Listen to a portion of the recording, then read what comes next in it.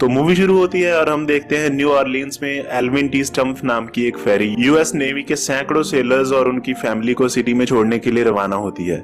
यहाँ एक crew member को एक गाड़ी में से एक आवाज सुनाई देती है, तो वो उसे चेक करने के लिए जाता है। वो देखता है कि गाड़ी की नंबर प्लेट नहीं है, उसे शक होता है और वो गाड़ी के अंदर देखता है तो उसे एक्सप्लोजिव नजर आते हैं। इससे पहले कि वो कुछ समझ पाता, वो गाड़ी एक्सप्लोड हो जाती है और फेरी को उड़ा 543 पैसेंजर और क्रू मेंबर मारे जाते हैं। ये सब होते हुए एक शख्स ब्रिज से देख रहा होता है और एक्सप्लोजन होने से कुछ सेकंड पहले ही बाइक से वहां से चला जाता है।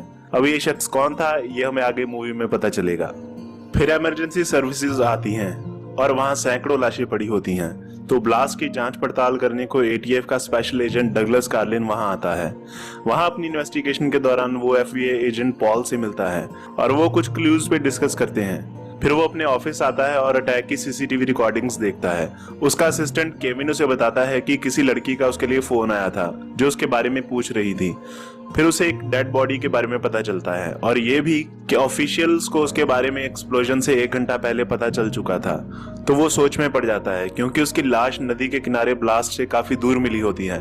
तो पोस्टमार्टम के दौरान उन्हें पता चलता है कि पहले उसे मारा गया, फिर उसे जला दिया गया था और ताकि ये एक्सीडेंट लगे इसलिए उसे नदी में फेंक दिया गया था। वहां से पता चलता है कि उसका नाम क्लेयर कुचिवर था और वो सुबह अपने पापा को रिसीव करने एयरपोर्ट जाने वाली थी। वो उसे देखता है और उसके प्रति उसको अलग सा लगाव महसूस होता है। फिर वो फर्दर इन्वेस्टिगेशन के लिए उसके पापा से मिलता है जो उसे क्लेयर के घर की चाबी देता है। तो वो छानबीन करने के लिए क्लेयर के घर आता है। यहाँ उसे कुछ क्लूज मिलते हैं जिन्हें वो नोट कर लेता है, जैसे सिंक में खून से लथपथ कपड़ा और कुछ बैंडेजेस और बोर्ड पे लिखा होता है कि यू कैन सेव हर। फिर वो उसके फोन पे वॉइस मेल सुनता है जिसमें वो अपनी कॉल रिकॉर्डिंग सुनकर हैरान हो जाता है क्योंकि क्लेयर वही लड़की होती है जिसने सुबह उसे कॉल की थी।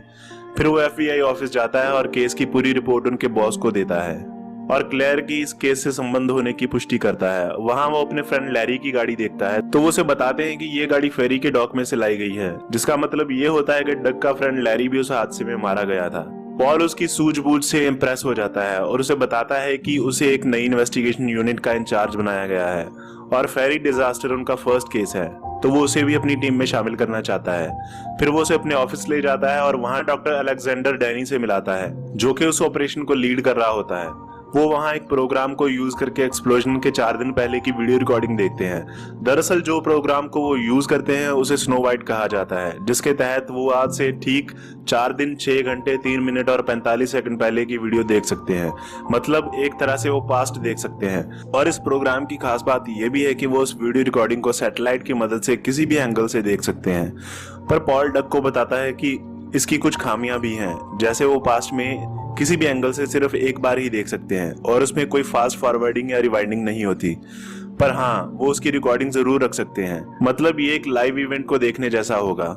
अगर कुछ मिस हो गया तो वो उसे दोबारा नहीं देख पाएंगे। तो डग उन्हें क्लेयर के घर देखने की सलाह देता है क्योंकि उसे लगता है कि बॉम्बर का क्लेयर से कुछ ना कुछ कनेक्शन जरूर था। तो वो स्नो वाइट प्रोग्राम की मदद से इंफ्रारेड थर्मल इमेजेस के थ्रू घर के अंदर क्लेयर पे नजर रखते हैं। तो डग क्लेयर को देखता है और उसे देखता ही रह जाता है और उसे प्यार हो जाता है। फिर डग को एक ऑफिसर का फोन आता है जो क्लेयर के घर में इन्वेस्टिगेट कर रहा होता है।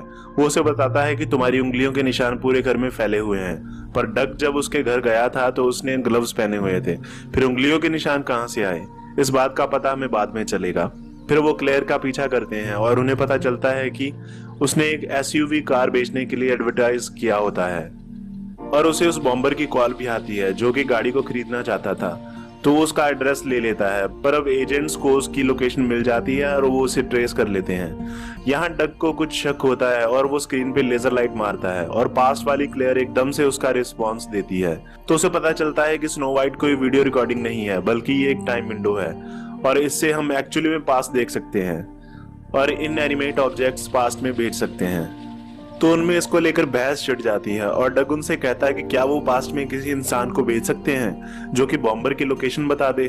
पर डैनी कहता है कि वो पास्ट के साथ छेड़छाड़ नहीं कर सकते क्योंकि उस और जाने वाली सारी चीजें डेड हो जाती हैं। जैसे अगर किसी इंसान को भेजा तो उसकी धड़कन बंद हो जाएगी और दिमाग भी डेड हो जाएगा। तो डग कहता है कि वो मुझे मेरे ऑफिस में एक नोट भेज दें। तो वो काफी बहस के बाद मान जाते हैं और एक नोट उसके ऑफिस में भेज देते हैं। पर वो नोट डग को मिलने की बजाय लैरी के हाथ लग जाता है जो कि डग का फ्रेंड होता है। तो वो नोट पढ़कर क्विकली बॉम्बर का पीछा करता है, पर बॉम्बर उसे गोली मार देता है और उसे जख्मी हालात में अपने साथ गाड़ी में बिठाकर ले जाता है। ये सब कुछ पास में चल रहा होता है तो टीम बॉम्बर की गाड़ी का पीछा करती है, पर वो स्नो वाइट की रेंज से बाहर चला जाता है, जिससे उनका सिग्नल लॉस्ट हो जाता है। पर उनके पास एक पोर्टेबल स्नो वाइट रिग होता है जो कि एक गाड़ी में फिट होता है। तो प्रेजेंट में डग वो गाड़ी लेकर बॉम्बर का पीछा करता है। यहाँ मैं आपको बता दूं कि पास्ट और प्रेजेंट की इमेजेस दोनों साथ साथ चल रही होती हैं। ऑफिस वाले पास्ट की इमेजेस देख रहे होते हैं और डग प्रेजेंट वाली इमेज देख रहा होता है। तो वो एक घर के पास रुकता है। वहां वो देखता है कि कोई ब्लास्ट हुआ था और एक एम्बुलेंस वहां खड़ी थी जो कि ब्लास्ट हो चुकी थी। तो वो ऑफिस में पूछता है, पर तब पास में वहां कोई ब्लास्ट नहीं हुआ होता। तो वो आगे देखता है और उसे पता चलता है कि बॉम्बर लैरी को गाड़ी से निकालकर मार देता है और फिर उसे आग लगा देता है। ये लैरी वही होता है जिसकी गाड़ी बॉम्ब ब्लास्ट के बाद डॉग से मिली थी और जिसके बारे में डग FBI एजेंट से पूछता है। दरअसल वो तब मर चुका होता है, पर तब उसके मरने का कारण कुछ और होता है। तो आगे वो फेशियल रिकॉग्निशन सिस्टम का यूज करके बॉम्बर को पहचान लेते हैं और उसे कस्टडी में ले लेते हैं। उसका नाम कैरल ओस्टरडेट होता है, जो कि US मिलिट्री की मरीन और आर्मी यूनिट से नाराज होता है क्योंकि वो इन दोनों में से ये कहकर निकाला जा चुका होता है कि वो मेंटली अनस्टेबल है। तो वो उन्हें मजा चखाने के लिए फेरी में बॉम्ब ब्लास्ट करता है। तो डग उससे पूछता है कि तुमने क्लेयर को क्यों मारा। तो वो बताता है कि लैरी के साथ गोलीबारी में उसकी गाड़ी खराब हो गई थी, जिससे उसे नई गाड़ी चाहिए थी। चूंकि क्लेयर अपनी गाड़ी बेचना चाहती थी तो वो एक बायर बनकर उससे मिलता है और मौका देखकर उसे किडनैप कर लेता है और उसके मुंह पर टेप लगाकर अपने डॉग पे ले जाता है और वहां उसके ऊपर पेट्रोल डालकर आग लगा देता है। फिर उसकी गाड़ी में बॉम्ब रखकर फेरी में छोड़ आता है। अब जबकि सब कुछ पता चल जाता है तो FBI वाले केस क्लोज कर देते हैं, पर डग को क्लेयर और उन सब फेरी में मरे लोगों की सोच सताती रहती है क्योंकि वो सोचता है कि स्नो वाइट का यूज करके उन सब लोगों को अभी भी बचाया जा सकता है अगर वो किसी तरह टाइम में पीछे जा सके तो। पर FBI वाले स्नो वाइट प्रोग्राम को टेम्परेरी शट डाउन कर देते हैं। तो वो इसके रिगार्डिंग डैनी से बात करता है और उसे कन्विंस करता है और डैनी उसे पास्ट में भेजने को मान जाता है, पर उसे बताता है कि ये पहली बार है जब किसी जिंदा आदमी को पास्ट में भेजा जा रहा है। मैं नहीं जानता ये कामयाब होगा या नहीं, तुम बच पाओगे कि नहीं, क्योंकि ये बहुत रिस्की हो सकता है। पर डग अपनी बात पे अटल रहता है क्योंकि वो क्लेयर और बॉम्बिंग में मरे लोगों को बचाना चाहता था। तो एक्सपेरिमेंट शुरू होता है और डग को पास में भेज दिया जाता है और वो ये ट्रिप सरवाइव भी कर लेता है क्योंकि उसे एक हॉस्पिटल के इमरजेंसी रूम में भेजा जाता है जहां डॉक्टर्स उसे बचा लेते हैं।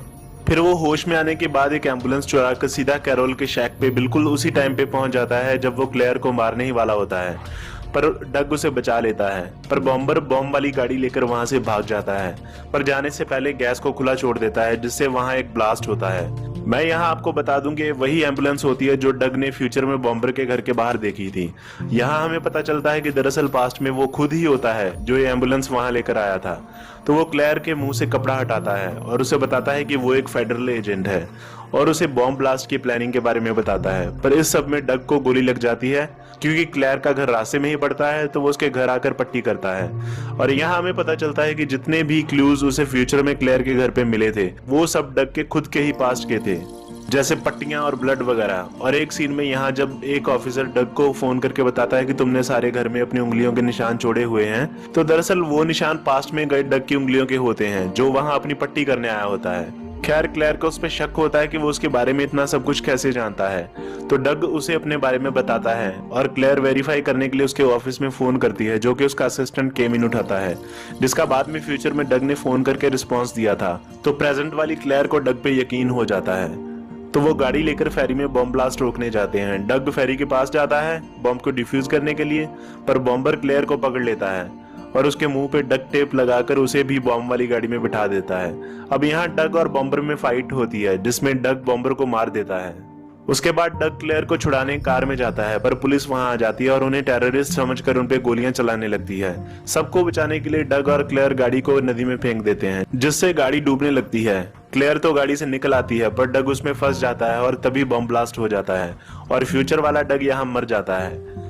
पर वो क्लेयर और फेरी को बचा लेता है। फिर इमरजेंसी सर्विसेज वहां आती हैं और क्लेयर को बाहर निकालती हैं। क्लेयर डग की मौत पे दुखी हो ही रही होती है कि वो देखती है कि प्रेजेंट वाला डग कार्लिन उसकी स्टेटमेंट लेने को आता है, जिसे देखकर वो हैरान हो जाती है। पर क्योंकि प्रेजेंट वाला डग क्लेयर के बारे में नहीं जानता, तो वो उसे कंसोल करता है और क्लेयर उसे बताती है कि वो उसे जानती है और दोनों गाड़ी में बैठकर वहां से चले जाते हैं और यहाँ मूवी खत्म हो जाती है।